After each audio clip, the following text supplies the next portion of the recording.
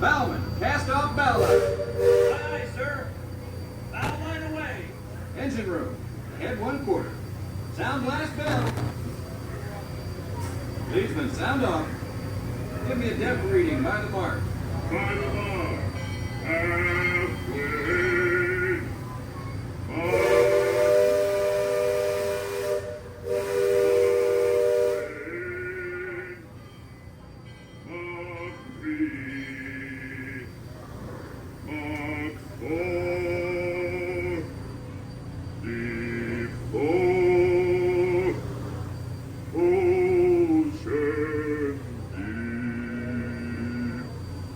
Mark 4. Engine room, head 3/4. Stand by. Steady as she goes. Captain? Welcome aboard the Liberty then. I'm your captain, Horace Bixby, and my pilot with me here on the Texas deck is a young cub that goes by the name of Sam Clemens. He's marking his 100th voyage down the river today with nary a calamity on his watch so far. Sam knows this river like his own backyard. Sam, tell our guest everything you know about this river. Well now, I always figure it is better to keep your mouth shut and appear stupid than to open it and remove all doubt. But I will tell you this, I love this river more than anything else. I've loved this river even from the time I was a toddler back in Missouri.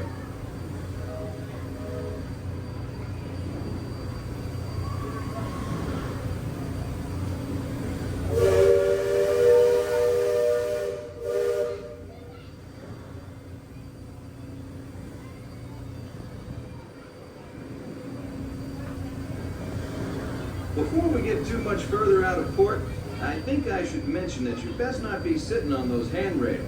They're the only thing between you and the river, and the river don't always take kindly to uninvited guests.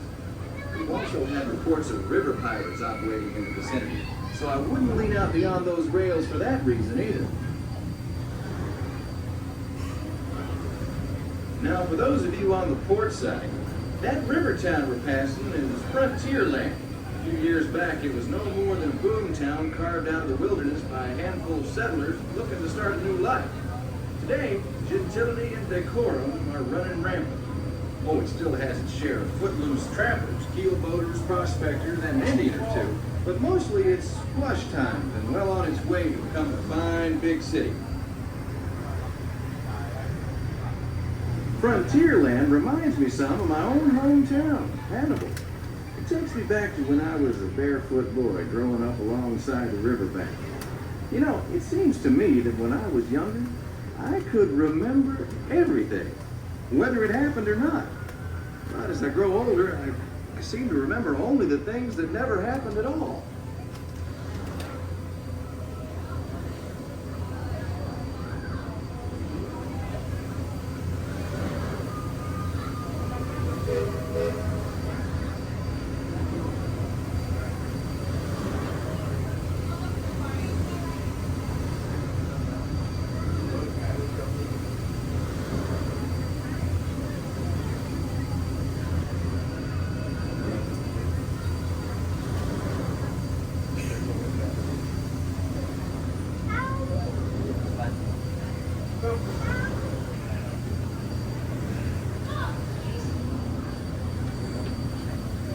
That island over across the way on the starboard side was my stomping grounds when I was young.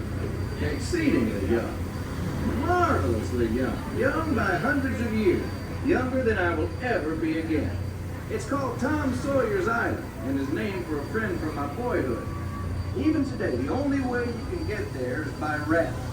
Old man Harper's grain mill is there, back in the woods just off Tom's Landing. And that's Muff Potter's pond and his windmill. We almost hanged Muff once. And there's Huck's Landing. I always did like Huck. He could swear just wonderful. He and Tom and I spent most of our wild and reckless youth exploring that island. Lots of caves, lots of adventure, if you know where to look. And we all knew where to look. That's Superstition Bridge. It connects the big island to the little one. And if you follow the wilderness trail there, it'll lead you right up to the gates of Fort Langhorne. It's the last trading outpost before we head into Indian country.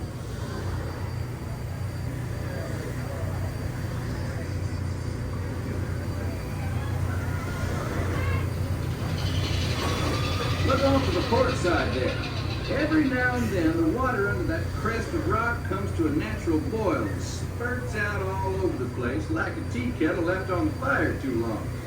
The Indians around here used to tell me these geysers were actually unfriendly spirits, upset by uninvited trespassers traipsing all over their sacred hunting ground. Be that as it may, that's Big Thunder Mountain poking up in the sky over there. The Indians named it that because of the sound the falls used to make when the big rains came. Then the miners and prospectors and get-rich-quick speculators showed up, and the name stuck because of the sound of blasting powder going off every few minutes. There's not so much blasting these days, just ghost stories about a runaway mine train loaded down with simple-hearted, terror-filled folks like you.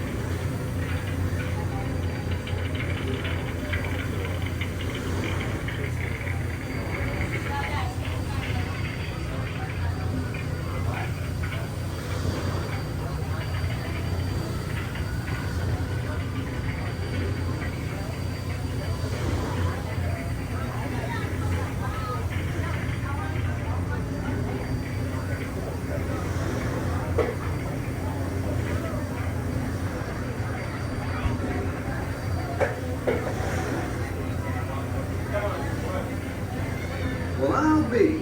Look who's drifted out of the bayou. Off to port, Captain. It's Beacon Joe. Old Beacon's been marking this river for longer than I can remember.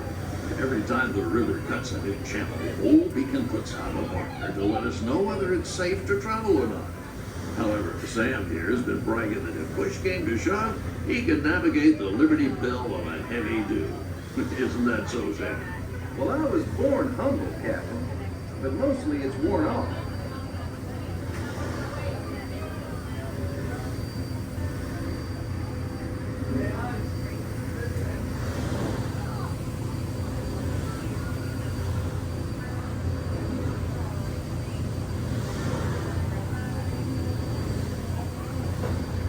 Captain, Indian Village to port. Now that's something you don't see much out this way.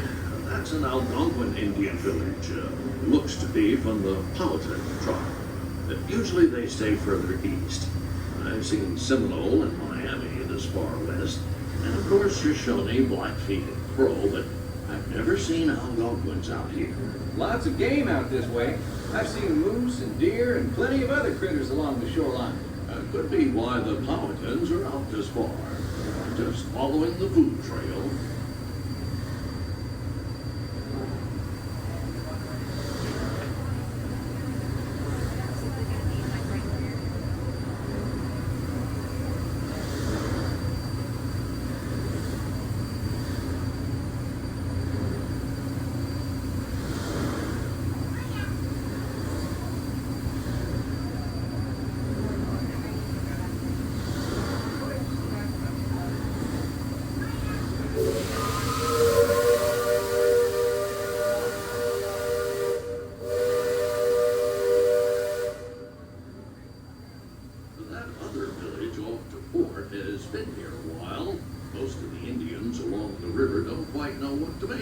Steamboat, they call it Enelor, which means fire canoe, because of the smoke and sparks pouring out of our house now.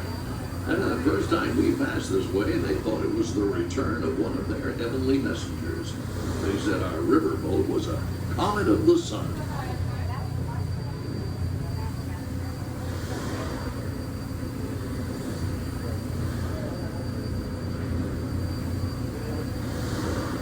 Just beyond the village, up that hill, is their sacred burial ground. those who fall in battle are placed atop the traditional bed of death. After nightfall, they'll return to mourn the great warriors who brought honor to the tribe.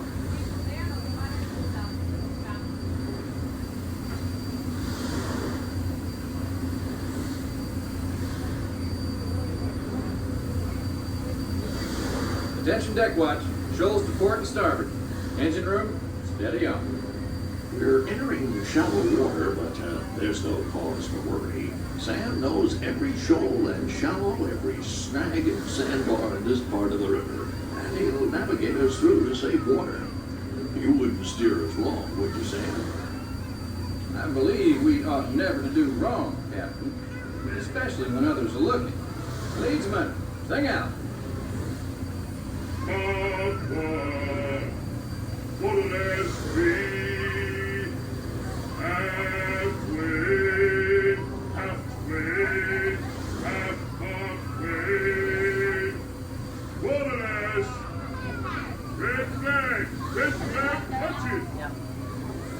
Those of you that have been this way before know that the water can get fairly shallow along this stretch of the river.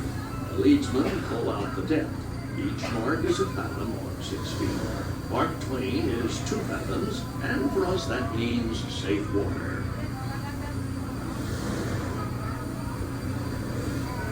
Captain, we're passing Cutthroat Corner. Attention deck crew, stay alert. If there's river pirates out here, this is where they'll most likely be. If I can hear them from here. But from all the commotion, it sounds like their interests lie elsewhere.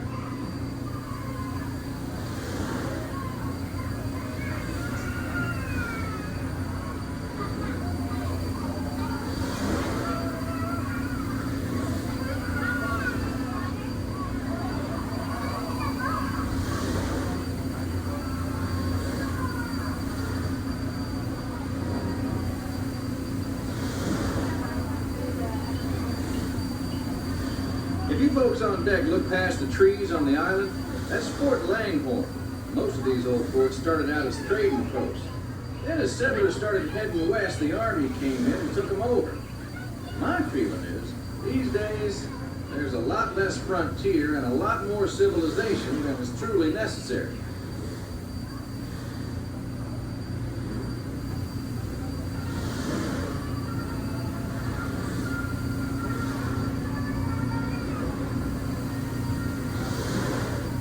Leadsman, give me a depth reading. Sing out. By the mark, halfway, mark 1, halfway, no bottom, safe water, halfway, safe passage.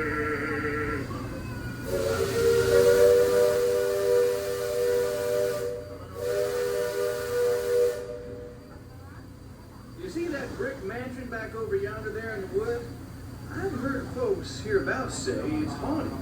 They say it was built on sacred Indian burial grounds, so now it's filled with spirits. If you ask me, I'd say the ones telling those tales are the ones filled with spirits. If you want proof, just ask them. They got it. About 100 proof, I reckon. And whatever you do, don't strike any matches if they aim to breathe in your direction. Or you won't just be seeing ghosts, you'll be joining them.